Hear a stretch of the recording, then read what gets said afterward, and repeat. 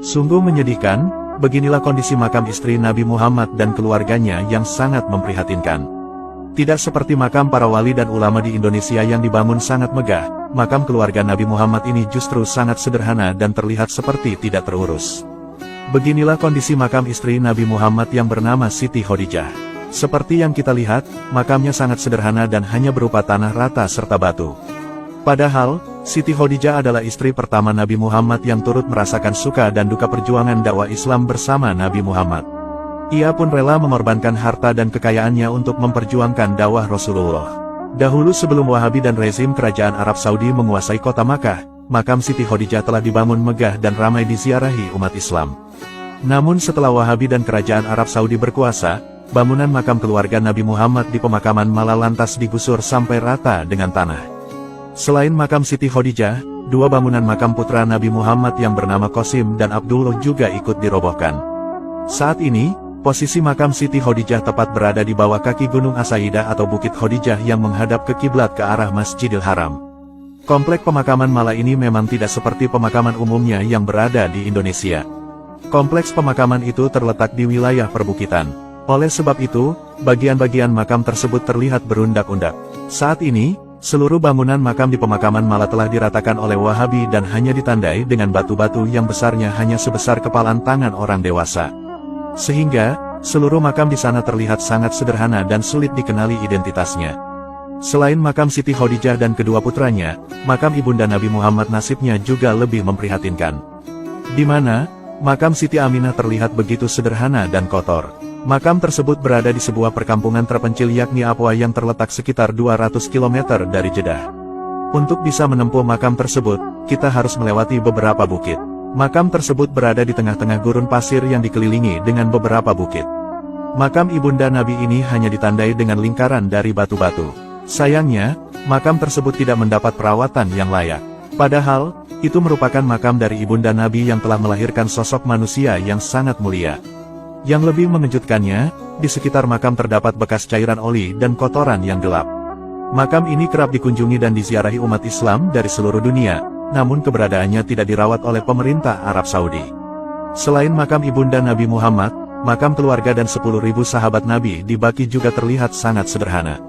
Di kota Madinah, ada sebuah pemakaman tua dan bersejarah yang bernama Jannatul Baqi. Makam Jannatul Baqi atau sering disebut juga sebagai Baqi Al-Gharqad adalah tempat yang dihormati dan dianggap sakral oleh umat Islam. Makam Baqi dinamai berdasarkan kata Al-Baqi yang berarti taman pepohonan. Dengan kata lain, Baqi adalah tempat di mana berbagai jenis pohon tumbuh.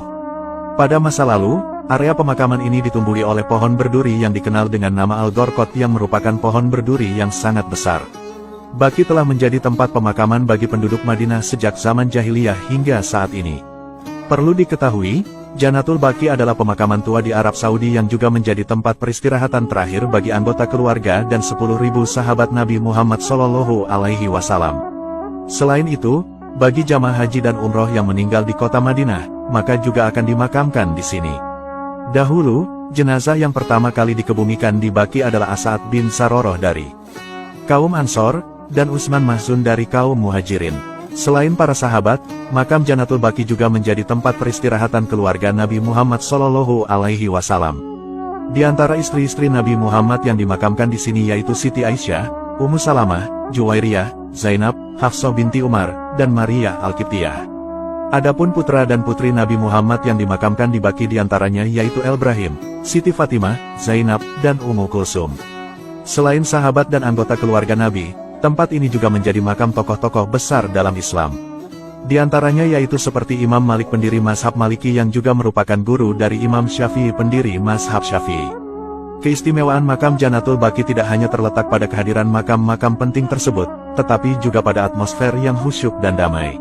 Saat berada di sana, pengunjung dapat merasakan aura spiritual yang mengalir yang membuat mereka merasa lebih dekat dengan sejarah dan nilai-nilai Islam. Pada awal Nabi Muhammad tiba di Madinah, area pemakaman Baqi pada awalnya merupakan tanah yang ditanami pohon-pohon gorkot atau licium sawi. Berdasarkan catatan sejarah, setelah Nabi Muhammad hijrah ke Madinah, pemukiman di sekitar Baqi mulai berkembang dan kemudian tempat ini ditetapkan sebagai pemakaman umum. Namun pada perkembangannya, pemakaman ini dahulu pernah dihancurkan 2 kali oleh pasukan dinasti Saudi. Penghancuran pertama terjadi pada saat sebelum berdirinya negara Saudi kedua pada abad ke-19. Di mana, mereka berhasil menguasai kota Makkah dan Madinah pada tahun 1806. Pada saat itu mereka menghancurkan banyak bangunan keagamaan termasuk kuburan dan tempat-tempat ibadah di sekitar Baqi. Tujuan mereka melakukan hal itu adalah untuk alasan menguatkan tauhid dan menghapuskan syirik dan bid'ah. Semua bangunan di pemakaman Baqi dihancurkan hingga tinggal tanah karena alasan mereka menentang penyembahan kuburan. Kemudian, penghancuran kedua terjadi pada tahun 1925. Pada tahun tersebut, makam ini mengalami penghancuran yang dilakukan oleh otoritas Saudi yang bekerja sama dengan para ulama Wahabi. Banyak makam dan nisan keluarga Nabi yang dihancurkan sehingga menghapuskan banyak tanda sejarah penting. Jika kita lihat, seperti inilah foto asli bangunan megah pemakaman keluarga Nabi Muhammad di Baqi sebelum Wahabi dan kerajaan Arab Saudi berkuasa. Setelah dihancurkan, maka berubahlah menjadi seperti yang kita lihat saat ini. Keberadaan makam Janatul Baqi di Madinah tentu memberikan banyak pelajaran dan inspirasi kepada umat Islam di seluruh dunia.